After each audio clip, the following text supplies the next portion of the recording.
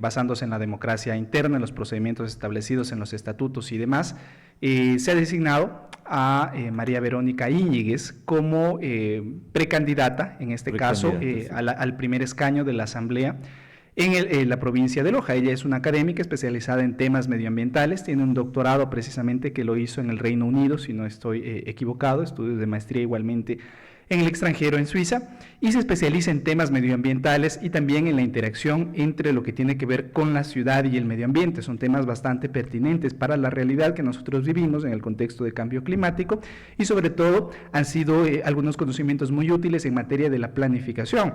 He podido colaborar con ella en el plano académico como tal, en la interacción entre la legislación que sale desde el Consejo Municipal y la academia.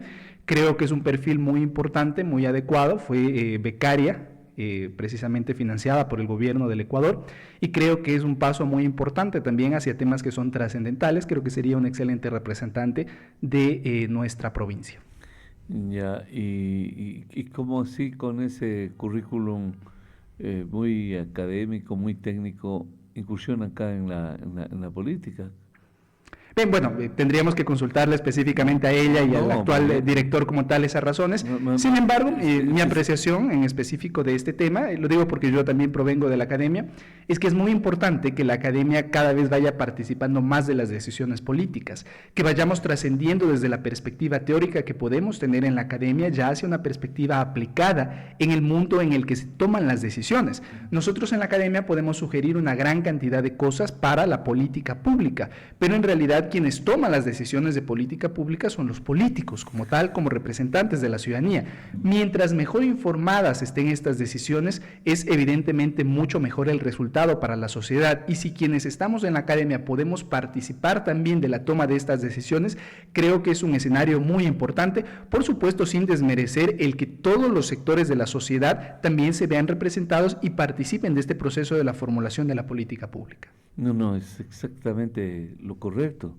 Es lo que deseamos, que llegue gente muy preparada académicamente para que tome las decisiones correctas en el sector público. Pues estamos hablando de todo lo que es público acá. Entonces es fundamental, es importante esa preparación. Es importante la preparación, que gente muy preparada, que llegue con ese producto terminado hacia la toma de decisiones que se dan en el sector público. Muy interesante. Lo que yo le preguntaba era, ¿cómo así? O sea, porque no es que por lo regular los académicos se alejan un poco de la política, tienen desdén por la política, viven al margen de la política, y dicen, no, son otras cosas, y eso ha sido una equivocación, un error, porque tal como usted lo dice, hay que involucrarse. Para eso se estudia, se prepara, y acá es donde se toman las decisiones fuertes. Lo que por eso le preguntaba, ¿cómo es que la conquistaron, la convencieron, o qué fue producto de qué? Ya militaba, entiendo. Si fue becaria, pues entiendo que ya estaba vinculada al gobierno de la Revolución Ciudadana. Bueno, ese tema tendríamos, Sí, considero yo, sería un poco más adecuado más consultárselo personal. personalmente a ella, sí. Claro, pero ¿están contentos ustedes con ese nombramiento y es definitivo o no? Esa elección o selección primaria. Bueno, ninguna designación en las primarias es definitiva, sino hasta Ajá. que se da ya el proceso de inscripción, y esta inscripción es aceptada por el Consejo Nacional Electoral. Siempre existe un periodo, en especial al final de este mes, para potenciales alianzas que se puedan dar a nivel nacional, a nivel provincial. Pueden existir también después decisiones de no continuar con una candidatura, etcétera. Y reitero, cualquier candidatura, sea de quien sea, del partido, del movimiento que sea, no estará en firme sino hasta que se dé ya la inscripción como tal en el Consejo Nacional Electoral y esta sea aceptada por el CNE. Ya, quizá una última pregunta al margen de la entrevista que vamos a desarrollar, que es más institucional, ¿no? ¿Por qué no le ratificaron a la asambleísta a la misma dignidad? Bien, bueno, yo no formo parte del Buró Nacional como tal que toma estas decisiones. Entiendo, sí, por supuesto, esto se ratifica en una convención nacional, ¿no? Entonces, he visto la postura pública que ha presentado la actual asambleísta, Joana Ortiz. Por supuesto, siempre hay mucha gratitud por el trabajo que ella ha hecho. Ella ha manifestado que ha decidido no continuar, no postular nuevamente para un periodo, y entiendo que se ha respetado esa decisión, y también se ha propuesto uno de los cuadros más visibles, más importantes que podrían ser desde la perspectiva académica para contribuir al desarrollo de la provincia y del país también, porque el alcance del trabajo de un legislador a nivel nacional tiene evidentemente implicaciones en todo el territorio ecuatoriano. Claro, muy bien, muy bien. Yo sé que la respuesta es inteligente, pero no es justa, que hay una diferencia ahí, entiendo. Pues que hay que sacárnosla, ¿no? Bueno, hay gente a las que no les dieron porque estaban sancionados más bien. Entiendo que es una de esas razones, sino que uno pregunta, dice, pues usted me va a decir si ya sabe para qué pregunta. Lo que pasa es que la militancia, ustedes como militantes deberían tener, o tienen de hecho un criterio, una opinión. Ahora ese gesto de solidaridad a veces hace que hay que encubrir lo que está pasando. Pero bueno, eso es un asunto también casa adentro, es decir, de su propia organización.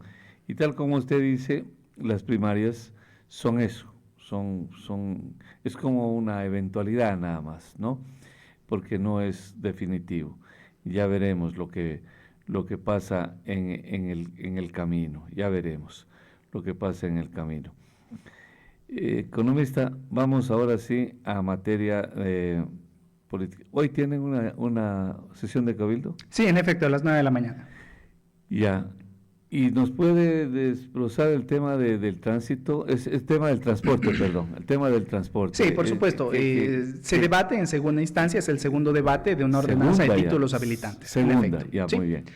Bueno, aquí hay un inconveniente que nosotros tenemos con la convocatoria que ha hecho el señor alcalde, y es el hecho de que existe dentro de la Comisión de Tránsito un informe de mayoría suscrito por los concejales Iván Ludeña y Lenin Cuenca, y un informe de minoría suscrito por el concejal John Espinosa. El problema está en que el concejal John Espinosa está haciendo uso de sus vacaciones, como le otorga la ley, como a cualquier otro servidor público, y lastimosamente no se encuentra aquí para defender su informe, que tiene algunas distancias bastante grandes con el informe de mayoría. Y esto es un poco contradictorio porque el propio alcalde, y yo se lo hice caer en cuenta en una sesión de cabildo anterior, dijo que era por sentido común que cuando el proponente de un informe o de una ordenanza no se encuentra, ésta sea puesta en el orden del día, porque evidentemente no está la persona que está suscribiendo ese proyecto para poder explicar y defender y argumentar y debatir, que es la razón de ser de la sesión de cabildo. Entonces, esto me parece, al menos personalmente, bastante incorrecto, que el alcalde, aún habiendo expresado públicamente esa opinión, vuelva a cometer ese error. Y no es la primera vez que sucede. ¿Y por qué cree que lo hace? Habría que consultarle las razones a él, pero son... Es que usted tiene que tener una lectura política, pues. Mi lectura política es realmente que es un error craso, que busca quizás generar algún conflicto dentro del seno del cabildo. Es incorrecto a todas luces, reitero, es contradictorio con la postura que el propio alcalde ha dicho, y no es la primera vez que lo hace. Yo se lo hice caer en cuenta, porque ocurrió que en alguna ocasión también proyectos que han presentado varios compañeros han sido puestos en el orden del día justamente el día en que ellos no estaban. Y eso lo conocía el alcalde con anticipación, lo conocía la secretaria del cabildo con anticipación, no es algo que se había dado de la noche a la mañana. Y eso es incorrecto, porque impide que una de las voces sea escuchada, sobre todo ahora que es el segundo debate, donde nosotros tenemos que escoger entre la postura del un informe o la postura del otro informe, o quizá escoger una tercera alternativa entre esos dos informes, entre esas dos posturas. Pero necesitamos conocer, necesitamos que el proponente del informe de minoría defienda su postura. Ya ve, hay una repercusión. Sí, por supuesto. Ya ve, claro, entonces no es gratuito lo que el alcalde hace. Hay una estrategia, hay una táctica del alcalde, por lo menos. Algo quiere ganar tiempo, ¿qué querrá? Claro. Sí, es lamentable eso. Y el resto de puntos que se colocan son temas intrascendentes. Claro, muy bien, sí, exactamente. Antes de pasar a los puntos intrascendentes, puedo decir, ¿puede contarnos más bien, si es tan gentil usted, ¿Qué dice ese informe de mayoría y el de minoría? Debe conocerlos. Sí, por supuesto. El informe de mayoría se centra en el tema netamente presentado originalmente respecto a los títulos habilitantes y establece algunas cosas importantes luego de algún diálogo que los integrantes de la comisión han tenido con los diferentes representantes de los sectores del transporte. Y es que, por ejemplo, en el tema de los cupos para taxis se establece que se darán estudios cada 10 años para verificar si es que es realmente necesario que se incorporen nuevos cupos para el transporte en taxi, por ejemplo, y se establecen también condiciones, si es un número menor a 10, se hará un sorteo y se integrarán en las cooperativas o en las compañías ya existentes, y en caso de que esto supere, se procederá a la creación de una nueva compañía, de una nueva cooperativa y demás. El otro informe como tal considera algunos aspectos que van bastante más allá. Solo un asunto, una aclaración ahí. ¿Estos taxis son eléctricos o son normales? No, se establece en general para cualquier tipo de unidad de transporte. Así dice el informe. Sí, en general no hay especificidad sobre si se requieren taxis eléctricos o taxis con un motor a combustión. Ya, muy bien.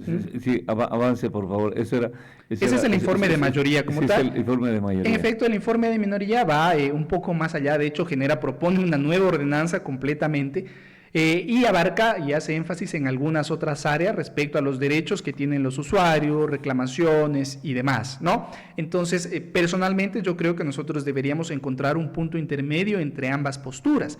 Me parece bien el hecho de que se establezca con claridad y que se frene la intención que había originalmente o que se comentaba que existía de la generación desmedida de cupos y sin respaldo en ningún informe técnico y demás. Y, sin embargo, también considero que algunos aspectos relativos a los derechos de los usuarios tienen que estar presentes en esta ordenanza. Y es materia, sí, de los títulos habilitantes. ¿Por qué? El momento en que el municipio concede un título habilitante, está dándole la opción a un privado de explotar algo que es público, ¿no? Y que tiene competencia, en este caso, el Consejo Municipal. Al darle el derecho a explotar eso que es público a un privado, también se tiene que establecer un listado de condiciones bajo las cuales tiene que darse la explotación de esto. En este caso, esas condiciones tienen que ver, por supuesto, con los requisitos que se cumple para el municipio, entregar tales o cuales documentos, características de los vehículos y demás, pero también en términos de los derechos de las y de los ciudadanos, de los usuarios, que tienen que ser respetados. Entonces, si bien hay algunas cosas con las que no concuerdo dentro de este proyecto del informe de minoría, sí habría que rescatar varios aspectos que son relevantes y podría elaborarse un texto definitivo que incorpore ambos aspectos. ¿Hay objeciones de parte de los transportistas del taxi? Bueno, entiendo esto, lo ha discutido la comisión como tal, no he sido parte de esos diálogos porque no estoy dentro de la Comisión de Tránsito y Transporte Terrestre, sin embargo existían varias inquietudes, sé que existieron también una gran cantidad de reuniones con los diferentes representantes de este sector para poder ir solucionando los problemas que habían principalmente y que han sido incorporados en ambos informes, en términos, por ejemplo, de los tiempos que se tenían que esperar para realizar los estudios de factibilidad en el caso de que se considere necesario el incremento de cupos. Y a la final se va a dilatar la solución una vez más de otro problema del transporte, ¿o cree usted que hay ya una viabilidad para encontrar una salida? Yo creo que, dependerá de la votación del día de hoy, desconozco cuál vaya a ser la postura del resto de los compañeros. He conversado con algunos de ellos, sí, respecto también a este problema en la convocatoria, que no es la primera vez, se le va a hacer el reclamo público al alcalde nuevamente para evitar que esta clase de problemas sigan sucediendo.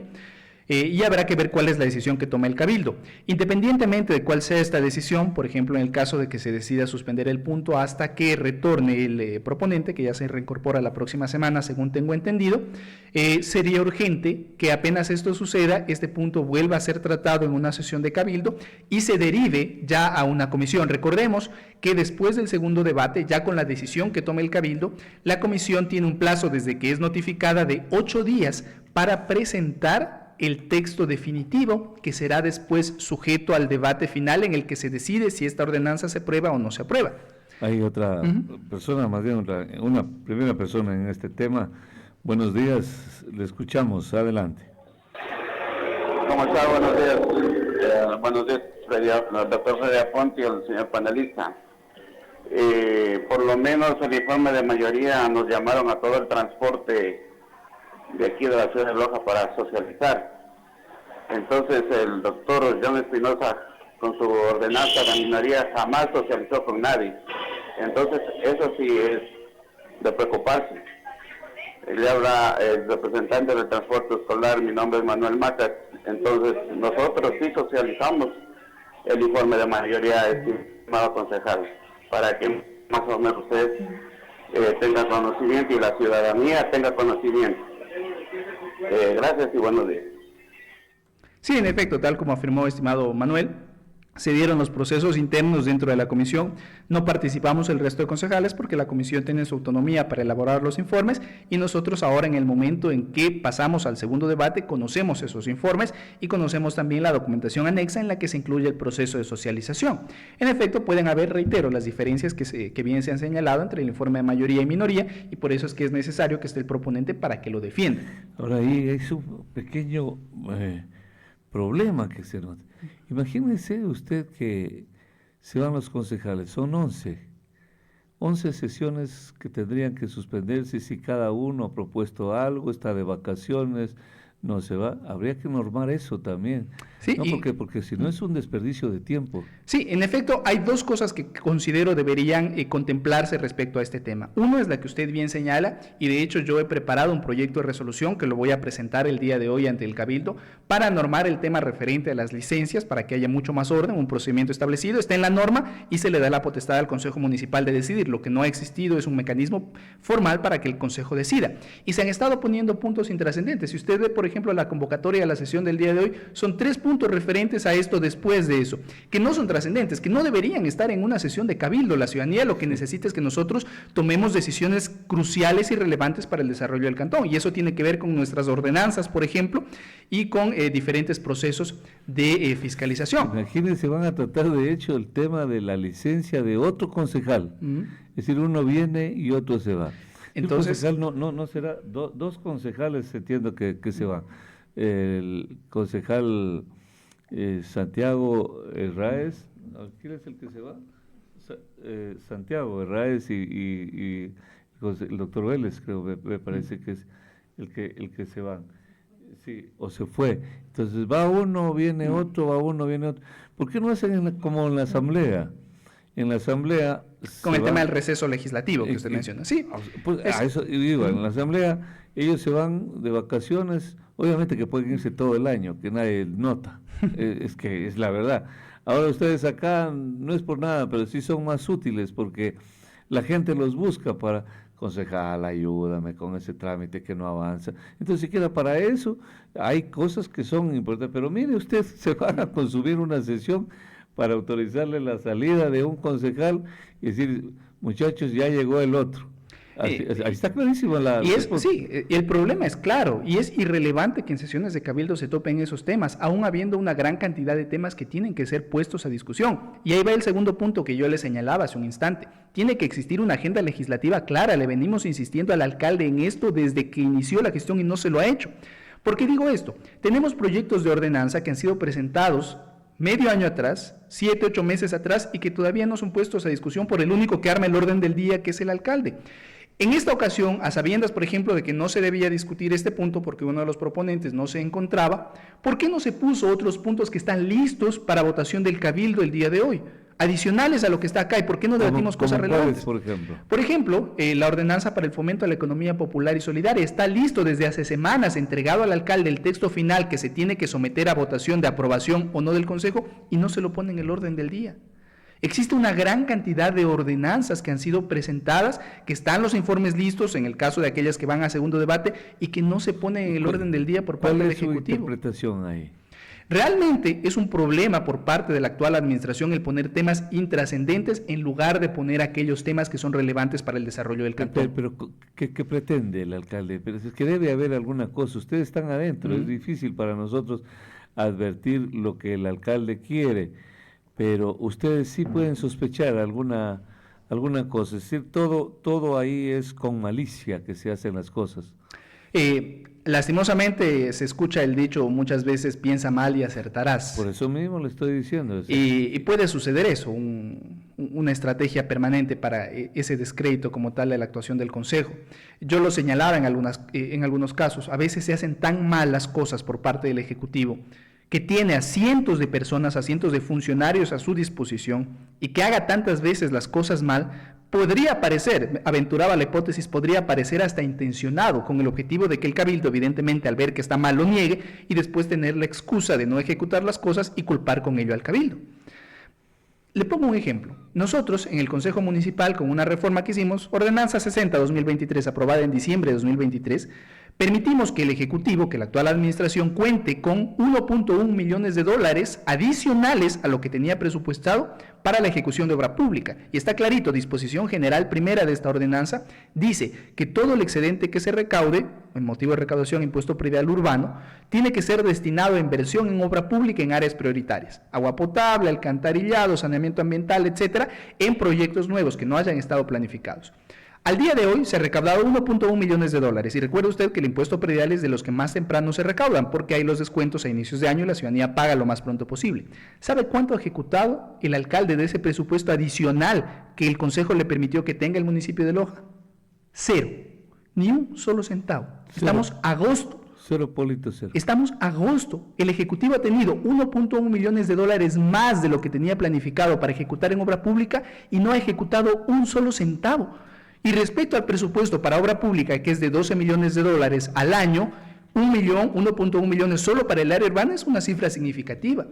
Y es sumamente preocupante que aún existiendo el recurso no se haya utilizado. El Consejo ha cumplido en ese sentido su labor facilitando mayores recursos al Ejecutivo desde lo que puede hacer el Legislativo y el alcalde no ha ejecutado. ¿Cuál es la excusa que va a esgrimir ahora? ¿Cuál es la promesa que va a hacer ahora respecto de ese tema? Fíjense lo que dice el economista Pablo Quiñones, concejal del Cantón Loja. Dice que el alcalde tiene a su haber cientos de personas que trabajan para, más bien, o sea, nosotros interpretamos, según usted lo decía, para entorpecer el trabajo del cabildo. No en ese sentido. Entonces, ¿qué es lo que yo afirmé? El Ejecutivo, al ser el alcalde, la autoridad nominadora, tiene a su disposición a todo el personal del municipio de Loja, como tal. Y todos los técnicos hacen su trabajo y le presentan. El círculo íntimo que está cercano a él comete graves errores al momento de presentarlo al Consejo. Pero una persona que tiene a su disposición a tanto personal, que comete esos errores, me refiero al Ejecutivo como tal, a su círculo que toma las decisiones, que comete esos errores exprofesamente. Es inadmisible. Es que es lo mismo, llegamos a lo mismo, y usted dijo es para hacer quedar mal al cabildo. Pero imagínense usted, ¿en qué cabeza podría caber que el alcalde trabaje exprofesamente para denigrar, un poco debilitar, desprestigiar al cabildo?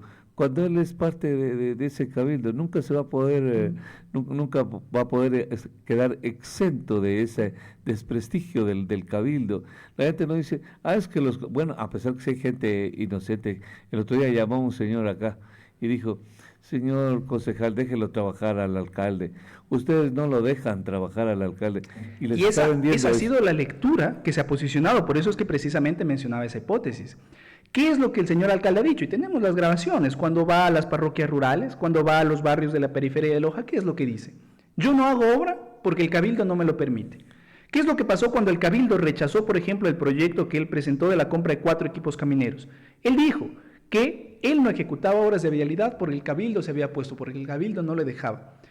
¿Qué hubiese pasado con Loja si sin tener presupuesto para ello, porque la directora financiera no explicó de dónde iban a sacar más de 7 millones de dólares, el municipio adquiría el famoso equipo caminero?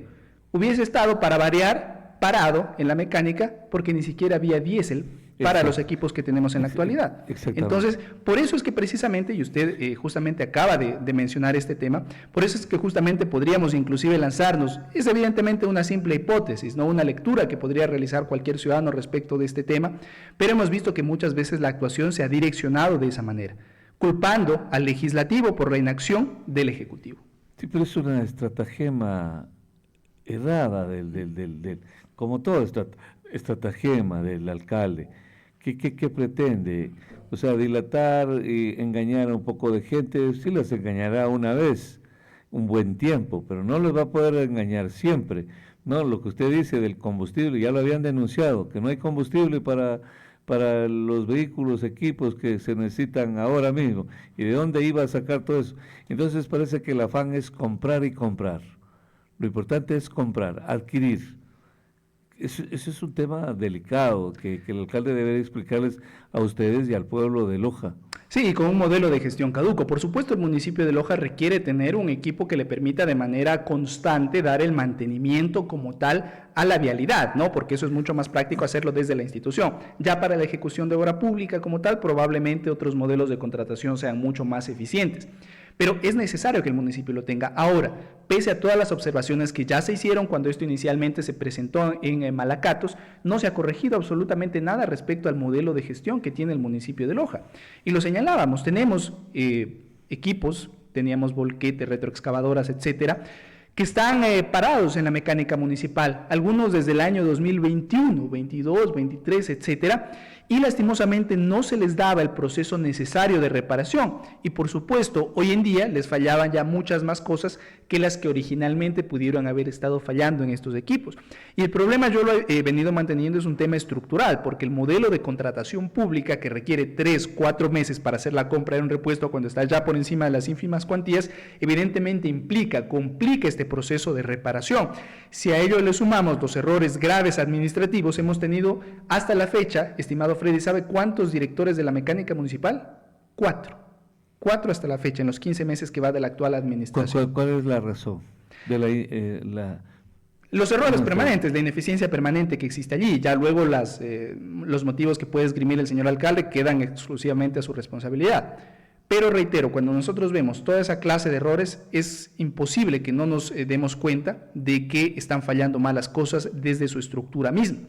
Y esto tiene que ser solucionado, pero tiene que ser solucionado ya con actos concretos, evitando cometer los errores que ha cometido la actual administración.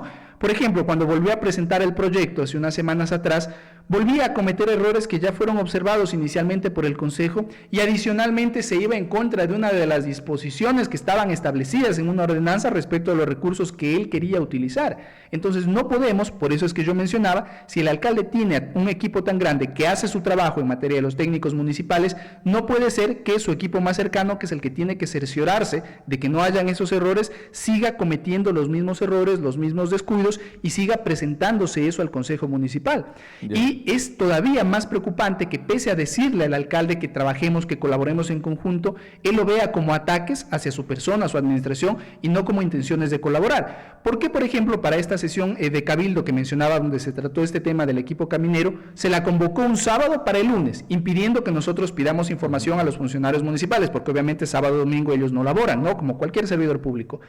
¿Por qué se hace esa clase de cosas? ¿Por qué si era un proyecto importante o por qué si en esa sesión de Cabildo en conjunto que se pretendían reformar $5 millones, por qué no se le pidió al Consejo con anticipación, no se le hizo llegar los proyectos, no se le permitió revisar, hacer sus sugerencias, sus recomendaciones y una vez que todo eso haya sido solucionado, sí presentarlo al Cabildo para que se apruebe? Está economista, una persona en la línea, 725-400, le escuchamos, adelante.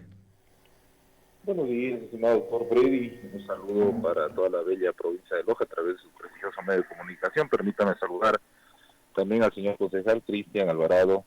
Les saludo en esta mañana. Bueno, doctor, he escuchado con mucha atención la entrevista del concejal y existen unas 2 que 3 incongruencias entre lo que se habla y lo que se hace. Vea, y lo digo con el más absoluto respeto. Yo tengo mucho respeto por el concejal Quiñones, pero sí critico un poco la manera de ver las cosas. Yo a la mayoría de los concejales, estimado Freddy, había escuchado que el equipo caminero es sumamente indispensable. Acabo de escuchar al concejal Quiñones que dice, se aprobó la ordenanza 060-2023 donde le permite al alcalde tener un excedente en $1.1 millones y no ha ejecutado en lo absoluto. Eso es lo que dice ahora, ¿no? ¿Por qué no le decimos a la ciudadanía, concejal Quiñones, con el más absoluto respeto, que el alcalde presentó una solicitud de reforma presupuestaria, donde se pretendía ese excedente hacerlo en ejecución y poder comprar el equipo caminero, para poder transparentar en obra pública lo que se necesita como tal? Ahora, ¿cuál era el argumento del concejal Quiñones en la sesión de Cabildo anterior? Que la solicitud de reforma presupuestaria se va contra la ordenanza 060, porque supuestamente y según el criterio del señor concejal, Esto transgrediría ya que hay un limitante en esa ordenanza y menciona de que tiene que basarse esencialmente en la inversión en obra pública. Eso decía el concejal Quiñones. Ahora yo le hago una pregunta a la ciudadanía, a usted, doctor Freddy. Cuando usted compra un tractor, cuando usted compra una retroexcavadora, cuando compra un rodillo, no ha de ser pues para tenerlos encima de un escritorio, ¿verdad? Ha de ser para ejecutar la obra pública. Entonces, si bien es cierto, yo respeto mucho el criterio técnico, me parece un buen técnico el concejal Quiñones, pero en temas netamente legales está cometiendo un error fundamental. No podemos interpelar un proyecto, una solicitud de reforma presupuestaria con criterios antojadizos. ¿Cómo podemos decir que comprar equipo caminero no es inversión en obra pública? Vuelvo y repito, yo no sé si a lo mejor un rodillo, una retroexcavadora, una moto niveladora será para ponerla encima de un escritorio. Se supone que si usted compra e invierte en equipo caminero es para transparentarlo en obra pública. Entonces, eso es lo que se tiene que decir a la gente. El alcalde, con ese 1.1 millones de dólares a través de una reforma presupuestaria, lo que pretendía es comprar el equipo caminero para poder transparentar en obra pública todo lo que necesita Loja, las parroquias, el casco urbano de las parroquias. Eso tenemos que decirlo, y no que no ha ejecutado, ha pretendido ejecutar. Se solicita la reforma presupuestaria para comprar el equipo caminero, ¿y qué es lo que dice? Que se va en contra de la ordenanza, porque comprar equipo caminero son activos, y porque se va contra un artículo de la ordenanza que dice que tiene que ser en inversión en obra pública. Señores, por favor, yo con el más absoluto respeto les digo, digamos la verdad a la gente. Muy bien. Gracias al asesor externo del señor alcalde, lo que le ha dicho. No sé si hay que contestar algo. Bien, sí, por supuesto, entiendo que la postura del señor Alvarado representa la postura de la actual administración. Lo hemos visto que ha estado muy cercano al actual alcalde, obviamente igual con todo el respeto del mundo. Sin embargo, entiendo que él es abogado, ¿no? Está cometiendo un error en la interpretación, no lo sé, la verdad, entiendo que esa es su profesión, pero está cometiendo un error en la interpretación clara, está cometiendo también un error grave en la interpretación del sentido económico que tenía esa norma. Y me voy a permitir, si tengo un par de minutos, estimado Freddy, explicar la razón económica que está detrás de esto. Por eso decía la importancia de que la gente que conoce, que viene de la academia, esté presente en la formulación de leyes. Si no, hacemos después interpretaciones antojadizas, confundiendo inversión pública con compra en activos, que es lo que está haciendo el estimado Y a Cristian. ustedes sí les faculta interpretar esas ordenanzas, esas leyes. No era ni siquiera necesario interpretar, está claro en la norma. No era necesario interpretar, porque está pero ustedes explícitamente allí. Pero ustedes sí tienen la obligación de interpretar el derecho. Sí, ahora, obviamente tiene que ser una interpretación apegada a lo que dice la norma, no una interpretación antojadiza. ¿Por qué? Él dice que la compra de activos, y esta es la tesis que ha defendido también la actual administración, la compra de activos es lo mismo que la inversión en obra pública. Y le digo que no. El día de mañana yo puedo comprar un teléfono celular que es un activo y decir que lo voy a utilizar para fiscalizar y que por tanto eso está contemplado dentro de la ejecución de obra pública. ¿Cree usted, estimado Freddy, que eso sea correcto? Es incorrecto por todo lado. Nosotros pusimos explícitamente eso, inversión en obra pública y no compra en activos. Que no van a estar paralizados los tractores encima de un escritorio, van a estar paralizados en la mecánica municipal con el lastimoso modelo de gestión. Y ahora voy a la explicación ya técnica, económica respecto de este tema. Cuando se hizo esta modificación en el impuesto predial, todo incremento de impuestos, obviamente en este caso progresivo, los predios con más avalúo pagaban más, genera una contracción en la economía, manteniendo el resto de cosas constantes. Un incremento de los impuestos contrae la economía. ¿Cuál era el objetivo? Que esa recaudación vaya a inversión en obra pública. La inversión en obra pública tiene el efecto opuesto, expande la economía, hace que crezca la economía.